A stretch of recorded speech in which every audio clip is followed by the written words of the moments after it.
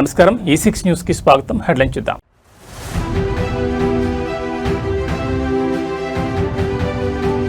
రైతుల మోటార్లకు మీటర్లు పెడితే కాంగ్రెస్ ఫ్యూజులు పీకేయడం ఖాయం. కేటీఆర్ హెచ్చరిక.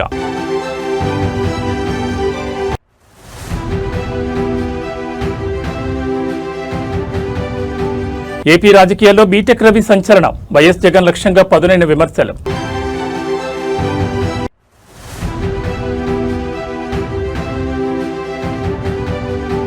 మే 27-28 తేదీల్లో హైబ్రిడ్ మహానాడు. పాయకరావుపేటలో పసుపు శ్రేణుల సమరశంఖం.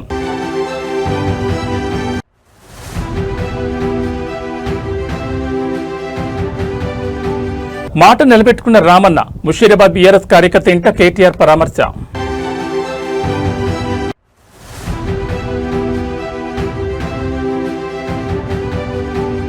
బస్సు డ్రైవర్ సమయస్ఫూర్తి. సురక్షితంగా బయటపడ్డ 25 మంది ఆర్టీసీ ప్రయాణికులు. ఇక డీటెయిల్స్ చూస్తే తెలంగాణలో వ్యవసాయ విద్యుత్ కనెక్షన్లు ట్రాన్స్ఫార్మర్లకు మీటర్లు పెట్టే అంశంపై రాజకీయంగా పెన్నుతుమారం రేపుతోంది. కేంద్రంలోని బీజేపీ ప్రభుత్వ ఒత్తిళ్లకు తలొక్కి ముఖ్యమంత్రి రేవంత్ రెడ్డి రాష్ట్రంలో మోటార్లకు ట్రాన్స్ఫార్మర్లకు మీటర్లు పెట్టడానికి సిద్దమవుతున్నారంటూ బీఆర్ఎస్ వర్కింగ్ ప్రెసిడెంట్ కేటీఆర్ తీవ్రస్థాయిలో ధ్వజమెత్తారు. కేసుల భయంతోనే రేవంత్ రెడ్డి ప్రధాని మోదీ తానా అంటే తందానా అంటున్నారని కేటీఆర్ సంచలన ఆరోపణ చేశారు. నాడు కేసీఆర్ చూపించిన గుండె ధైర్యాన్ని ఈ ప్రభుత్వం ప్రదర్శించలేకపోతోందని మండిపడ్డారు. రైతాంగానికి ఉచిత విద్యుత్ అందించే విషయంలో కాంగ్రెస్ ప్రభుత్వం వెనకడుగు వేస్తోందని, కేంద్రం చెప్పిన నిబంధనలను గుడ్డిగా అమలు చేస్తోందని బీఆర్ఎస్ తీవ్రంగా ఆక్షేపించింది. ఈ సందర్భంగా కేటీఆర్ మాట్లాడుతూ, గత బీఆర్ఎస్ ప్రభుత్వ హయాంలో ప్రధాని నరేంద్ర మోడీ ఎంత ఒత్తిడి తెచ్చినా, రాష్ట్రానికి రావాల్సిన వేల కోట్ల రూపాయల నిధులను నిలిపివేసిన నాటి ముఖ్యమంత్రి కేసీఆర్ రైతుల ప్రయోజనాల కోసం మోటార్లకు మీటర్లు పెట్టడానికి అస్సలు ఒప్పుకోలేదని గుర్తు చేశారు. రైతులకు నష్టం జరిగే ఏ నిర్ణయాన్నైనా కేసీఆర్ గట్టిగా ఎదిరించారని స్పష్టం చేశారు. కానీ ప్రస్తుత ముఖ్యమంత్రి రేవంత్ రెడ్డి తనపై ఉన్న కేసులకు భయపడి కేంద్ర పెద్దల ముందు మోకరిల్లారని కేటీఆర్ ఆరోపించారు. మోదీ సర్కార్ అడిగిందే తడవుగా రాష్ట్రంలో ట్రాన్స్ఫార్మర్లకు మోటార్లకు మీటర్లు పెట్టేందుకు లొంగిపోయారని విమర్శించారు. రైతులకు ఉచిత విద్యుత్ హక్కును దూరం చేసేలా వ్యవహరిస్తున్న కాంగ్రెస్ ప్రభుత్వానికి ప్రజలే బుద్ధి చెప్తారని కేటీఆర్ హెచ్చరించారు. రైతాంగ వ్యతిరేక విధానాలు అవలంబిస్తున్న ఈ కాంగ్రెస్ పార్టీ ఫ్యూజులు త్వరలోనే ప్రజలు పీకేయడం ఖాయమని కేటీఆర్ సంచలన వ్యాఖ్యలు చేశారు. రైతుల మోటార్లకు మీటర్ల అంశం తెలంగాణ రాజకీయాల్లో మళ్లీ కాకరేపుతోంది. కేటీఆర్ చేసిన ఈ తీవ్ర ఆరోపణలపై విపక్షాలు ఎలా స్పందిస్తాయో, అధికార కాంగ్రెస్ పార్టీ దీనికి ఎలాంటి కౌంటర్ ఇస్తుందో వేచి చూడాలి. మొత్తం రాష్ట్రంలో రైతులందరికీ మొదలు ట్రాన్స్ఫార్మర్ల కాడ మీటర్లు పెడతారట. అటెనక బాయిల కాడ మోటార్లు ఉంటాయి కదా, ఆ మోటార్లకు కూడా మీటర్లు పెడతారట. ఇక మీకు కేసీఆర్ గారు అందుకే చెప్పిండు ముందే, ఆనాడు మోడీ గారు ఎంత ఒత్తిడి తెచ్చినా, మోడీ గారు మెడ మీద కత్తి పెట్టినా కేసీఆర్ గారు ఒప్పుకోలే. మోటార్లకు మీటర్లు పెట్టమంటే నా బొండిగ మీద కత్తి పెట్టినా, నా మెడ కోసినా నేను మాత్రం పెట్టా అని చెప్పి కేసీఆర్ గారు పెట్టలే. కానీ ఇలా రేవంత్ రెడ్డి ఆయన మీద కేసులున్నాయి కదా, భయం ఎక్కువ ఆయనకు. పాపం కేసులున్నాయి కదా, భయం ఎక్కువ. అందుకే మోడీ చెప్పంగానే, మోడీ తానా అనగానే తందానా అన్నాడు. నిన్న కేబినెట్ లా నిర్ణయం తీసుకున్నాడు, మోటార్లకు మీటర్లు పెడతాడట. మరి ఈ రాష్ట్రంలో రైతులు ఆలోచన చేసుకోవాలి. ఈ కాంగ్రెస్ పార్టీ ఫ్యూజులు వీకేద్దామా, కాంగ్రెస్ పార్టీ ఫ్యూజులు వీకి వీళ్ళను బంగాళాఖాతం లేద్దామా, లేదా ఇట్లనే చూసుకుంటా ఊకుందామా, ఆలోచన చేయాలని చెప్పి నేను కోరుతా ఉన్నా. మరి ప్రీపెయిడ్ మీటర్లు పెడితే హైదరాబాద్ లో మీ ఇళ్లకు కూడా వస్తారు. ఇక అదానీలు అంబానీలు వాళ్ళే ఉన్నాయి దుకాణాలు మొత్తం, వాళ్ళు ఇల్లుకి వచ్చి మీటర్లు పెడతారు. మళ్ళా ఓ దిక్కు ఫ్రీ కరెంట్ అంటారు, ఇంకో దిక్కు ఉచిత కరెంటు ఉత్త కరెంట్ అవుతుంది. మొత్తం మళ్ళా బతుకు ఆగం అవుతుంది. కేసీఆర్ గారు అందుకే చెప్పింది ముందే, ఆలోచించాలే, ఓటేసేటప్పుడే ఆలోచించాలే, ఆగం కావద్దు. ఆంధ్రప్రదేశ్ రాజకీయాల్లో అధికార ప్రతిపక్షాల మధ్య మాటల యుద్ధం ముదిరి పాకాన పడింది. వైఎస్ఆర్ కాంగ్రెస్ పార్టీ అధినేత వైఎస్ జగన్మోహన్ రెడ్డిని లక్ష్యంగా చేసుకుని తెలుగుదేశం పార్టీ సీనియర్ నేత బీటెక్ రవి ఊహించని రీతిలో అత్యంత సంచలన వ్యాఖ్యలు చేశారు. బయట సమాజంలోనేమో మదర్ తెరీసాకు అన్నలాగా పెద్ద శాంతిదూతలాగా మాట్లాడే జగన్మోహన్ రెడ్డి కట్ చేస్తే బెంగళూరు ప్యాలెస్ కు వెళ్లాక ఇద్దరు పిల్లల గొంతులు కోయమని చెప్తారా అంటూ తీవ్రస్థాయిలో దుర్మెత్తారు. రాష్ట్రంలో జరుగుతున్న కొన్ని నేరపూరిత పరిణామాల వెనుక వైఎస్ఆర్సీపీ అగ్రనాయకత్వం ఉందంటూ ఆయన చేసిన ఈ వ్యాఖ్యలు ఇప్పుడు ఏపీ రాజకీయాల్లో పెనుతుమారం రేపుతున్నాయి.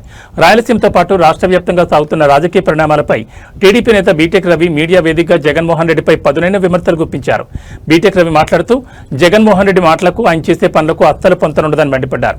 బహిరంగంగా ప్రజల ముందుకు వచ్చినప్పుడు ఎంతో సాత్వికుడిగా శాంతిని కాపాడే వ్యక్తిగా నటిస్తూ తెర వెనుక మాత్రం హింసను, ఘాతకాలను ప్రోత్సహిస్తున్నారని ఆరోపించారు. జగన్మోహన్ రెడ్డి బెంగళూరు వెళ్లినప్పుడల్లా అక్కడ జరిగే రహస్య స్క్రీన్ ప్లేలు వేరని బీటెక్ రవి విమర్శించారు. బెంగళూరు వెళ్లాక ఇద్దరు పసిపిల్లల గొంతులు కోయమని చెప్తావా జగన్ అంటూ ఆయన చేసిన ఆరోపణలు వైఎస్ఆర్సీపీ లోపల జరుగుతున్న అంతర్గత పరిణామాలు లేదా రాష్ట్రంలో సంచలన రేపని ఏదైనా నిర్దిష్ట ఉదంతాన్ని ఉద్దేశించి చేసినవిగా రాజకీయ వర్గాల్లో హాట్ టాపిక్ గా మారాయి. రాష్ట్రంలో శాంతి భద్రతలకు విఘాతం కలిగించాలని చూసే ఫ్యాక్షన్ శక్తులను, నేరగాళ్లను చంద్రబాబు నాయుడు నేతృత్వంలోని కూటమి ప్రభుత్వం ఎట్టి పరిస్థితుల్లోనూ సహించబోదని, ఎంతటి వారినైనా చట్టం ముందు నిలబెట్టడం ఖాయమని బీటెక్ రవి హెచ్చరించారు. జగన్మోహన్ రెడ్డి వ్యక్తిత్వాన్ని, ఆయన బెంగళూరు పర్యటనలను టార్గెట్ చేస్తూ బీటెక్ రవి చేసిన ఈ దారుణమైన వ్యాఖ్యలపై వైఎస్ఆర్ కాంగ్రెస్ పార్టీ శ్రేణులు తీవ్రంగా మండిపడుతున్నాయి. ఈ వ్యవహారంపై వైఎస్ఆర్సీపీ నేతలు ఎలాంటి కౌంటర్ అటాక్ ఇస్తారో వేచి చూడాలి. ఇదంతా రాజశేఖర రెడ్డి గారి స్టోరీ.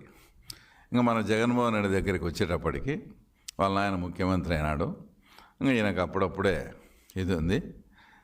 గుట్ట మీద మా అందరికీ బాగా తెలిసిన వ్యక్తి ఎరికెల మహేష్, అంటే క్యాస్ట్ ఎస్టీ. ఆయన నగరగుట్ట మీద ఆ ప్రాంతంలో బాగా మంచి ప్రజాదరణ, ఆ ప్రాంతంలో కొంత తెలుగుదేశం పార్టీ గట్టిగా ఉంది.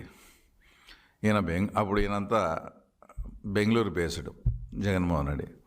నేను బెంగళూరుకి పోయి వచ్చేటప్పటికి ఎరికెల మహేష్ కానీ చంపుతారా లేదా అని అల్టిమేటం ఇచ్చిపోతే ఇమ్మీడియట్గా ఒక వారానికి ఎరికెల మహేష్ను దేవిరెడ్డి శంకరెడ్డి ద్వారా అది చంపడం జరిగింది.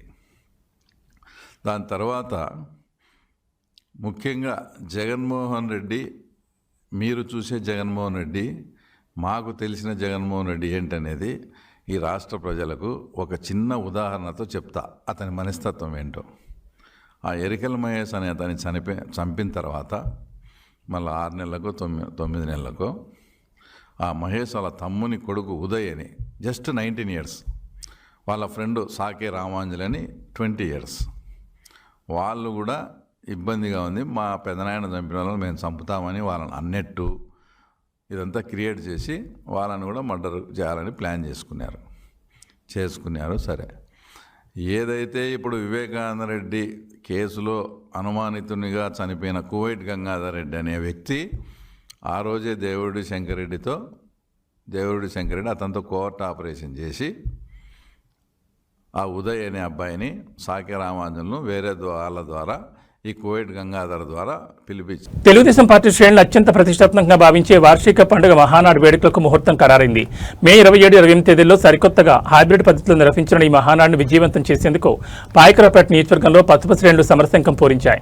నియోజకవర్గ పరిధిలో 4 మండలాల వ్యాప్తంగా ఏర్పాటు చేస్తున్న 10 ప్రధాన క్లస్టర్ల గ్రౌండ్ లెవెల్ ఏర్పాట్లను పార్టీ ముఖ్య నాయకత్వం స్వయంగా క్షేత్రస్థాయికి వెళ్లి పరిశీలించింది. ఈ సందర్భంగా నియోజకవర్గ స్థాయి నేతలు, కార్యకర్తలతో ప్రత్యేక సమీక్షా సమావేశం నిర్వహించి మహానాడును రాష్ట్ర చరిత్రలోని మైలురాయిగా నిలిపేందుకు తీసుకోవాల్సిన చర్యలపై దిశానిర్దేశం చేశారు. సాంకేతిక పరిజ్ఞానాన్ని జోడించి దేశ విదేశాల్లోని తెలుగు తమ్ముళ్లను అనుసంధానిస్తూ ఈసారి మహానాడును హైబ్రిడ్ మోడ్లో నిర్వహిస్తుండటంతో క్షేత్రస్థాయిలో ఏర్పాట్లు ముమ్మరంగా సాగుతున్నాయి. పాయకరావుపేట నియోజకవర్గంలో 4 మండలాల పరిధిలో ఎంపిక చేసిన 10 క్లస్టర్ పాయింట్లలో కార్యకర్తలకు, అభిమానులకు ఎలాంటి ఇబ్బందులు కలగకుండా డిజిటల్ స్క్రీన్లు, సిట్టింగ్ అరేంజ్మెంట్స్ మరియు సౌండ్ సిస్టమ్స్ ఏర్పాట్లను నాయకులు అంగుళం పరిశీలించారు. ఏర్పాట్ల పరిశీలన అనంతరం నిర్వహించిన ముఖ్య కార్యకర్తల సమావేశంలో మహానాడు ప్రాధాన్యతను వివరిస్తూ ప్రతి బూత్ స్థాయి నుండి పార్టీ అభిమానులు ఈ డిజిటల్ మహానాడులో భాగస్వామ్యమయ్యేలా చూడాలని పిలుపునిచ్చారు. క్లస్టర్ల వారీగా బాధ్యతలను నేతలకు అప్పగించి సమన్వయంతో పనిచేయాలని సూచించారు. కూటమి ప్రభుత్వం అధికారంలోకి వచ్చిన తర్వాత జరుగుతున్న మొదటి ప్రతిష్టాత్మక మహానాడు కావడంతో పాయకరావుపేట నియోజకవర్గ వ్యాప్తంగా పసుపు శ్రేణిలో మునిపెన్నడూ లేనంత జోష్ కనిపిస్తోంది. 2 రోజుల పాటు సాగనున్న ఈ మేధో మదన సదస్సు ద్వారా పార్టీ భవిష్యత్ కార్యాచరణను, ప్రభుత్వ సంక్షేమ పథకాలను ప్రజల్లోకి తీసుకెళ్లేందుకు పాయకరావుపేట టీడీపీ క్యాడర్ శరవేగంగా సన్నద్దమవుతోంది.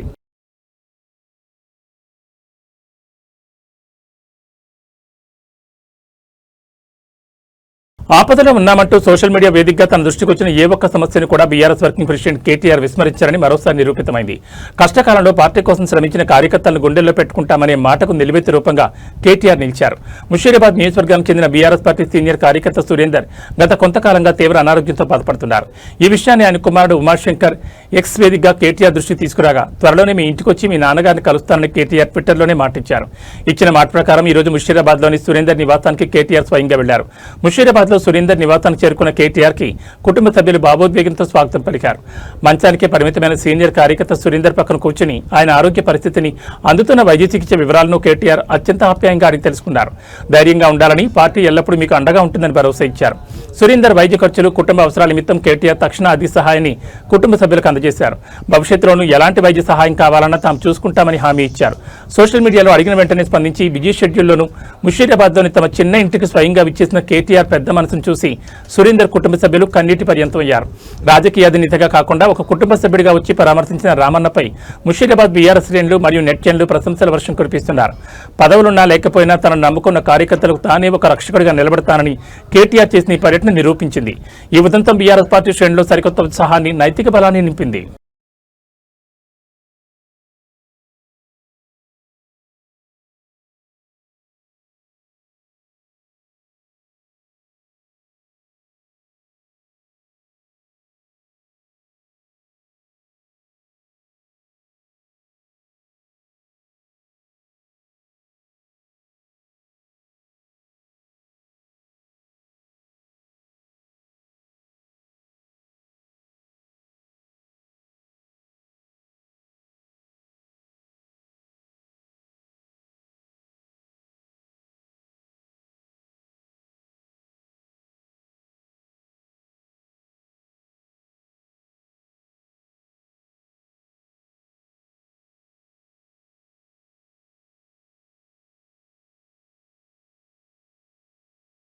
రహదారి విస్తరణ పనుల్లో అధికారుల నిర్లక్ష్యం జాప్యం కారణంగా చేవెళ్ల రూట్లో మరో ఘోర రోడ్డు ప్రమాదం చోటు చేసుకుంది.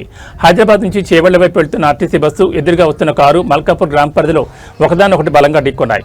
ఈ భీకర ప్రమాదంలో కారు ముందు భాగం పూర్తిగా నుచ్చునుచ్చైంది. అయితే కారులోని ఎయిర్ బ్యాగ్ సకాలంలో ఓపెన్ అవడంతో కారు ప్రయాణికులకు ప్రాణాపాయం తప్పింది. అటు ఆర్టీసీ బస్సు డ్రైవర్ సమయస్ఫూర్తితో బ్రేకులు వేయడంతో బస్సులోని 25 మంది ప్రయాణికులు కూడా సురక్షితంగా బయటపడ్డారు. హైదరాబాద్ బీజాపూర్ హైవేపై మల్కాపూర్ స్టేషన్ సమీపంలో ఈ రోడ్డు ప్రమాదం సంభవించింది.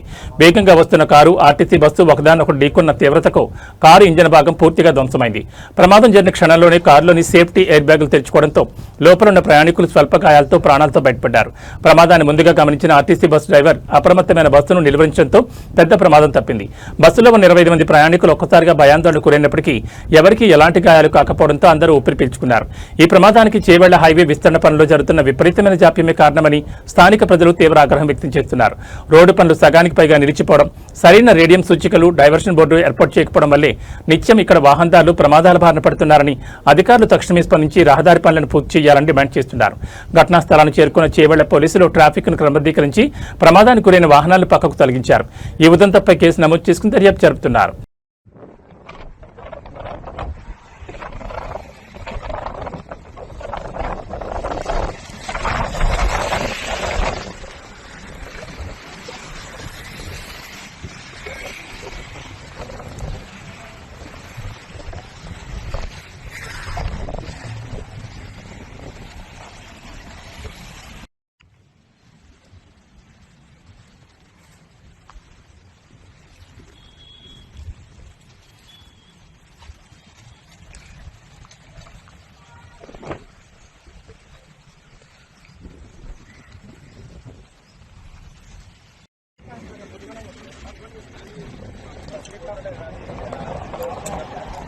రంగారెడ్డి జిల్లాలోని అబ్దుల్లాపూర్ మెట్ మండలం పరిధిలో గల వనస్థలిపురంలో గల సబ్ రిజిస్ట్రేషన్ కార్యాలయంలో నిర్లక్ష్యం, అవినీతి రాజ్యమేలుతోందని పలువురు స్థానికులు ఆరోపిస్తున్నారు.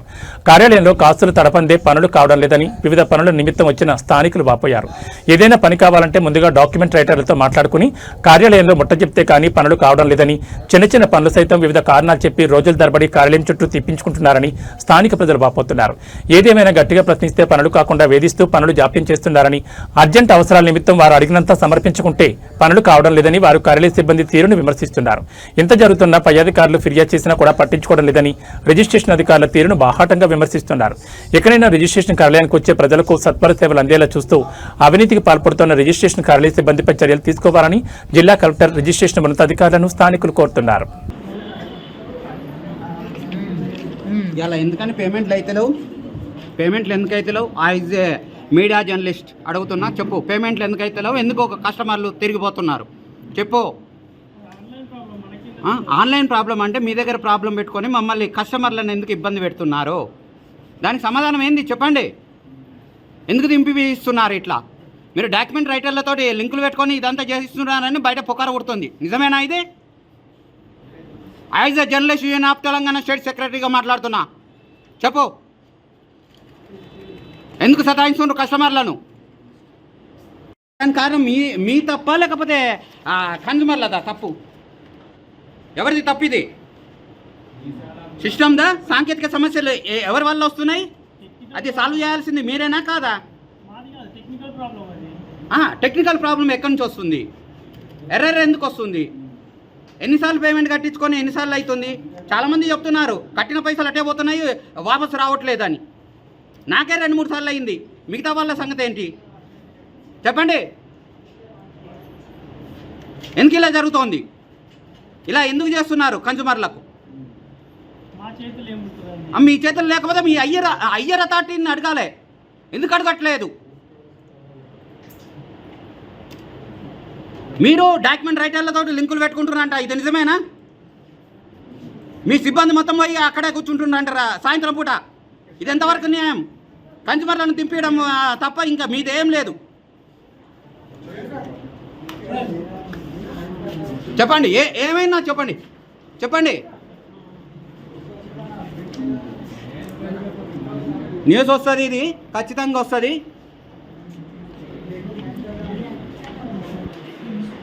అయితే ఎస్ఆర్ఓ ఎటు వెళ్ళారు? ఎస్ఆర్ఓ గారు, ఇది న్యూస్ వస్తుంది.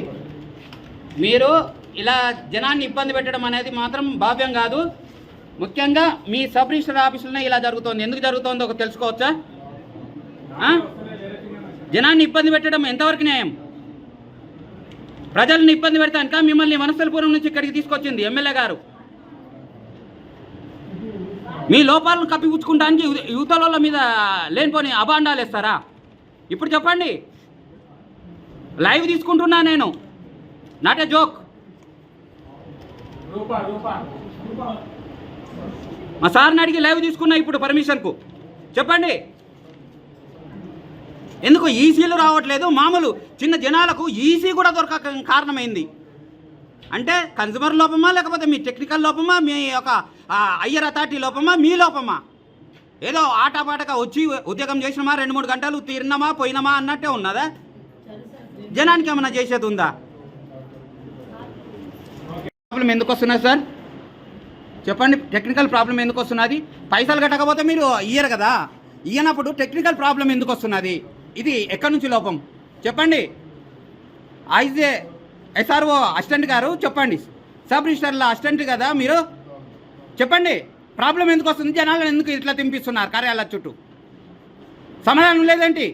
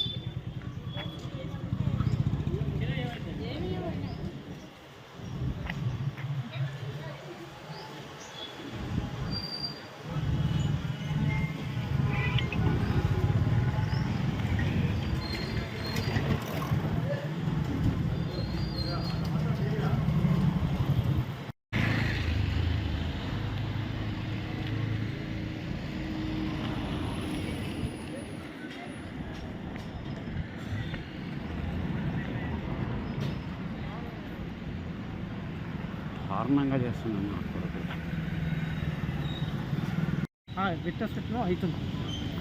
ఏమైనా ప్రాబ్లం ఉందా సార్? ఎప్పుడు వచ్చారు సార్ మీరు? 3 o'clock వచ్చారు. ఏమన్నారు ఎస్ఆర్ఓ గారు? వర్క్ అవుతుందా ఇంకా లేట్ ఉందని అన్నారా? Okay sir. ఎప్పుడు వచ్చారు సార్? ఎక్స్క్యూజ్ మీ, ఎప్పుడు వచ్చారు మీరు ఎస్ఆర్ఓ ఆఫీస్కు? 4:30కి వచ్చాం.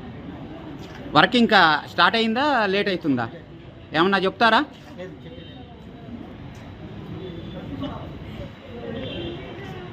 సార్ ఎన్ని గంటలకు వచ్చారు మీరు? సార్ ఎన్ని గంటలకు వచ్చారు మీరు? వర్క్ నడుస్తుందా లేకపోతే మీది కూడా తింపిస్తున్నా అంటున్నారా? హాఫ్ అన్ అవర్ వెయిట్ చేయాలన్నా 1 అవరా? ఇప్పటికే 1 అవర్ అయింది, ఇంకా హాఫ్ అన్ అవర్ వెయిట్ చేయాలా? ఓకే అండి. సార్ మీరు ఎప్పుడు వచ్చారు? ఓకే. సంగారెడ్డి జిల్లా పటాన్చెరు కాంగ్రెస్ నియోజకవర్గ ఇన్ఛార్జ్ కాటా శ్రీనివాస్ గౌడ్పై కుటుంబ వివాదం మరింత ముదురుతోంది.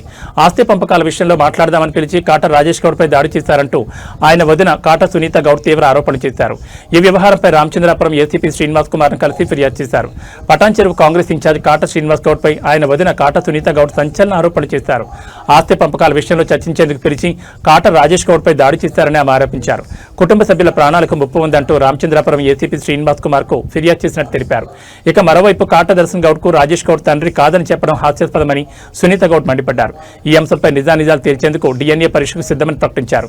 కట్టమైసమ్మ దేవాలయానికి పసుపు బట్టలతో రావాలని కాటా శ్రీనివాస్ గౌడ్ కు సవాల్ విసిరారు. మాకు ఇవ్వలేదు సార్, అది మాకు ఇవ్వలేదు.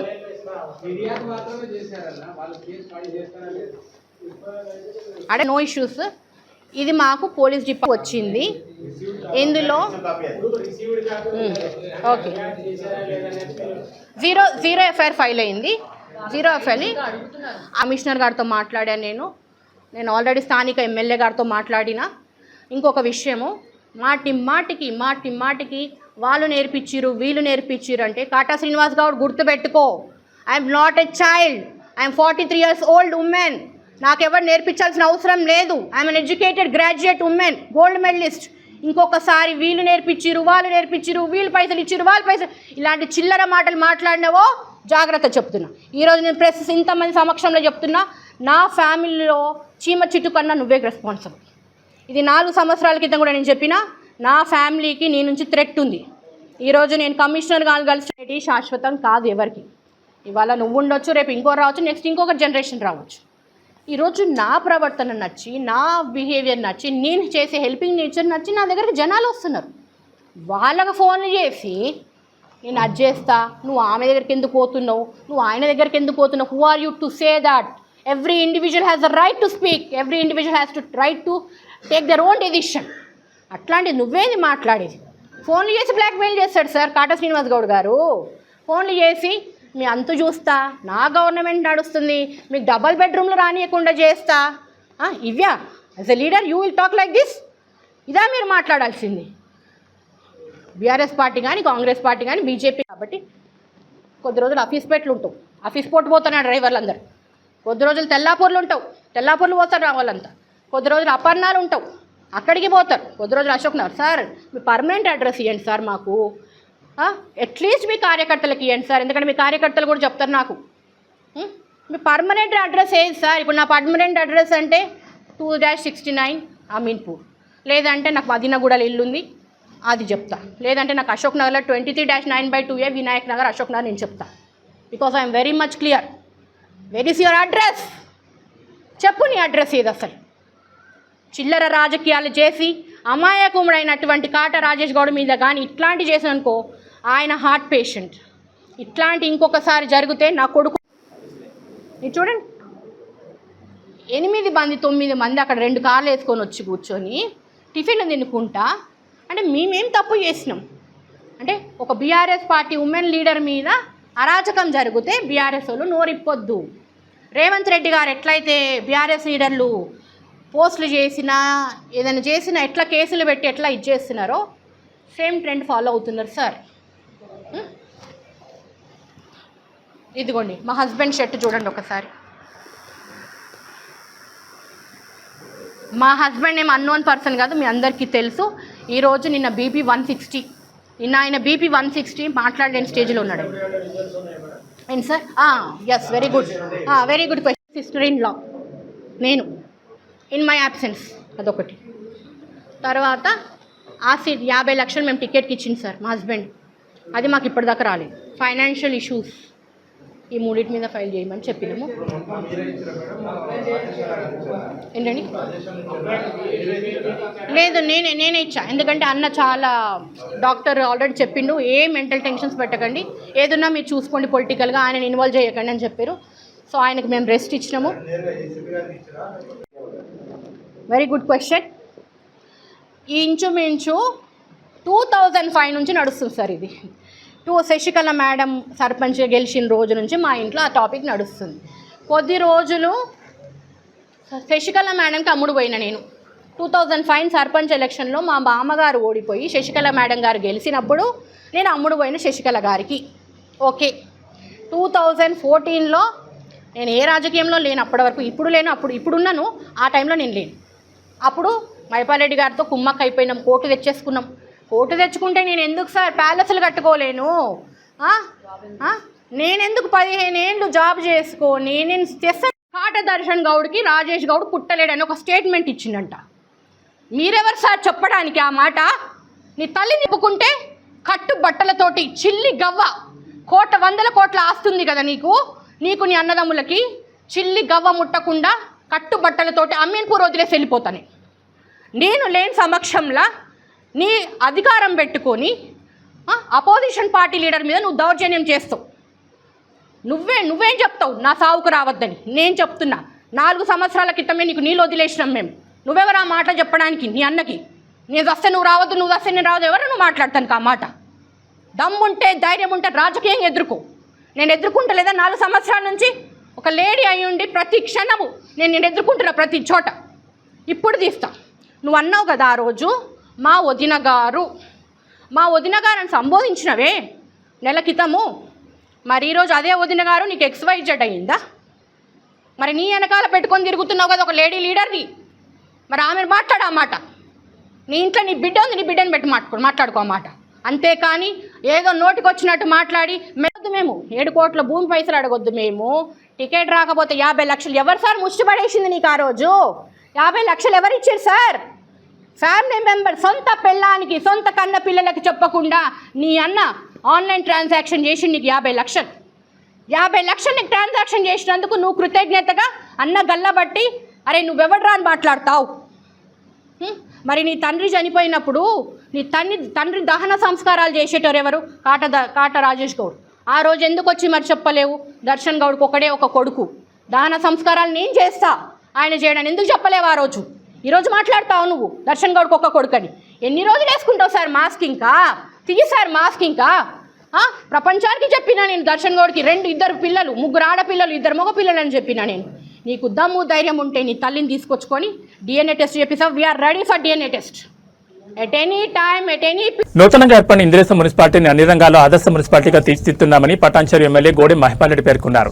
సంగారెడ్డి జిల్లా ఇంద్రేశం మున్సిపాలిటీ పరిధిలోని పెద్ద కంజర్ల, చిన్న కంజర్ల, రామేశ్వరం బండ, ఐనోలి, ఇంద్రేశం, బచ్చుగూడెం వార్డులో సుమారు 15 కోట్ల అంచనా వ్యయంతో చేపట్టనున్న వివిధ అభివృద్ధి పనులకు స్థానిక ప్రజాప్రతినిధులతో కలిసి ఆయన శంకుస్థాపన చేశారు. ఈ సందర్భంగా నిర్వహించిన సమావేశంలో ఎమ్మెల్యే మాట్లాడుతూ ఇటీవల జరిగిన మున్సిపల్ ఎన్నికల్లో పటాన్చెరు నియోజకవర్గ పరిధిలోని 5 మున్సిపాలిటీల్లో ప్రజలు విశ్వాసంతో బీఆర్ఎస్ పార్టీకి మద్దతు ఇచ్చారని తెలిపారు. ప్రజల అవసరాలు, అభిప్రాయాలకు అనుగుణంగా అభివృద్ధి సంక్షేమ కార్యక్రమాలను అమలు చేస్తున్నామని చెప్పారు. పార్టీలకు అతీతంగా ప్రతి వార్డులో మౌలిక వసతుల రూపకల్పనకు ప్రణాళికాబద్ధంగా నిధులు మంజూరు చేస్తున్నామని పేర్కొన్నారు. అర్హులైన ప్రతి ఒక్కరికి ప్రభుత్వ సంక్షేమ పథకాలు అందేలా చర్యలు తీసుకుంటున్నామని తెలిపారు. నూతన కాలనీల్లో సీసీ రోడ్లు, అండర్ గ్రౌండ్ డ్రైనేజ్ వ్యవస్థ, పార్కుల, రక్షిత తాగునీటి సౌకర్యాల కల్పనకు ప్రాధాన్యత ఇస్తున్నామని ఎమ్మెల్యే వెల్లడించారు. ప్రభుత్వం విడుదల చేసే నిధులతో పాటు పరిశ్రమల CSR నిధులను కూడా వినియోగిస్తూ అభివృద్ధిని వేగవంతం చేస్తున్నామని అన్నారు. కొత్తగా ఎన్నికైన ప్రజాప్రతినిధులు నిరంతరం ప్రజల్లో తిరుగుతూ స్థానిక సమస్యలు తెలుసుకుని వాటి పరిష్కారానికి కృషి చేయాలని ఆయన సూచించారు. రాబోయే రోజుల్లో మరిన్ని అభివృద్ధి కార్యక్రమాలకు శ్రీకారం చుడతామని ఎమ్మెల్యే గోడెం మహిపాల్ రెడ్డి తెలిపారు.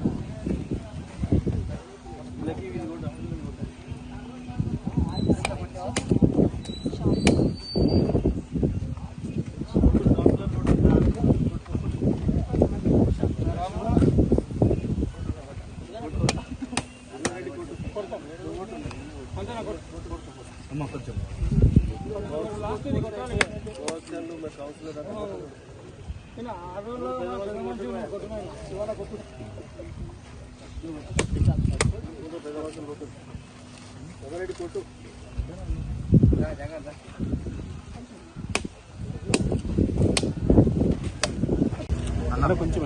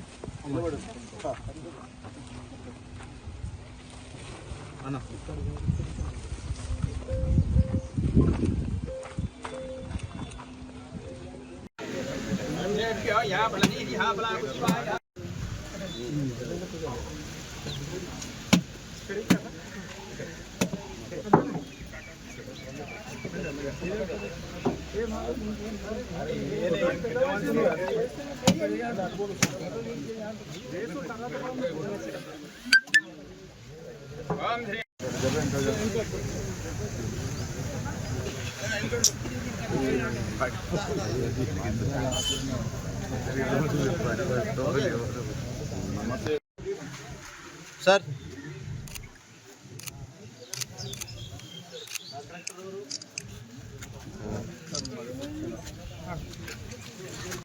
ఈరోజు ఇంద్రేశ్వర మున్సిపల్ పరిధిలో పలు అభివృద్ధి కార్యక్రమాలకు శంకుస్థాపన చేయడం జరిగింది. ఈ కార్యక్రమంలో స్థానిక చైర్మన్ గారు, వైస్ చైర్మన్ గారు, కౌన్సిలర్లు, కోఆప్షన్ మెంబర్సు, కాలనీ వాసులు, కాలనీ పెద్దలు, మున్సిపల్కి సంబంధించిన ప్రముఖులందరికీ పేరు పేరున ధన్యవాదాలు. పత్రికా సోదరులు, ఈరోజు 15 కోట్ల రూపాయలతోటి ఈ ఇంద్రేశ్వర మున్సిపాలిటీలో రోడ్స్, డ్రైన్స్,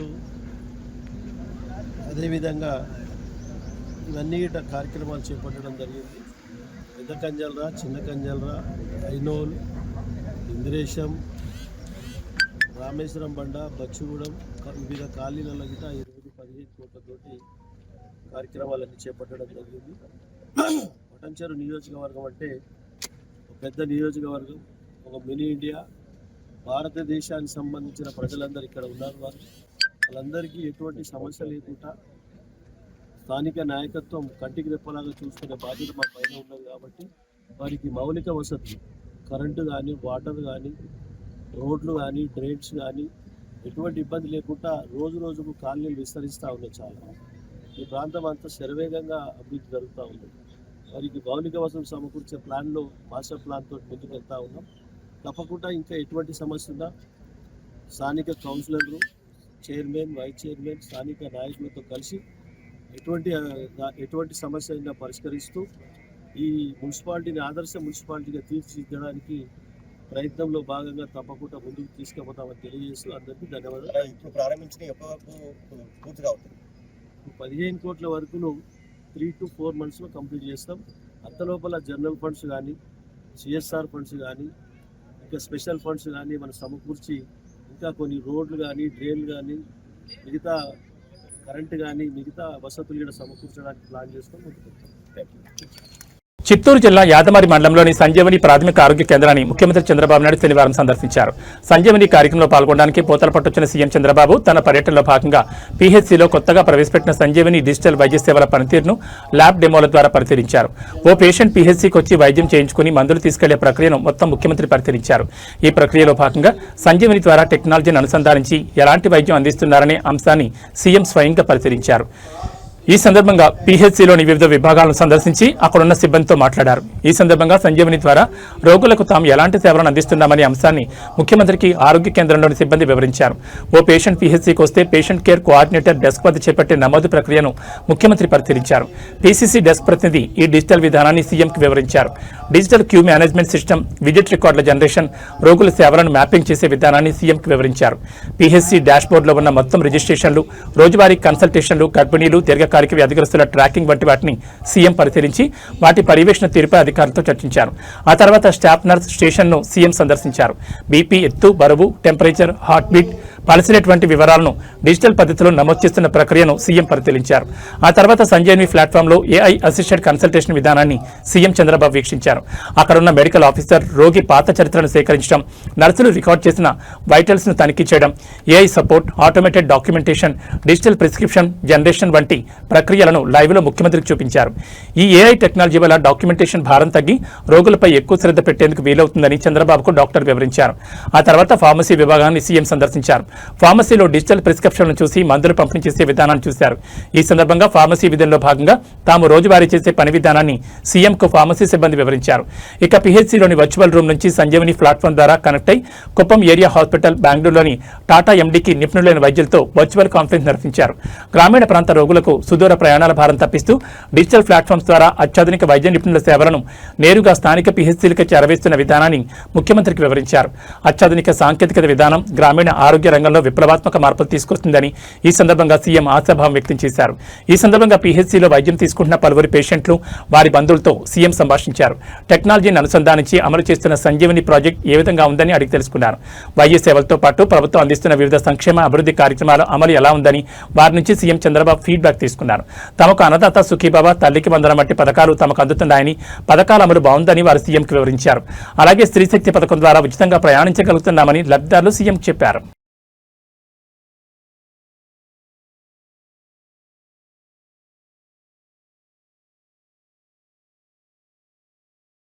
ఈ బులెటిన్ విశేషాలు. నమస్కారం.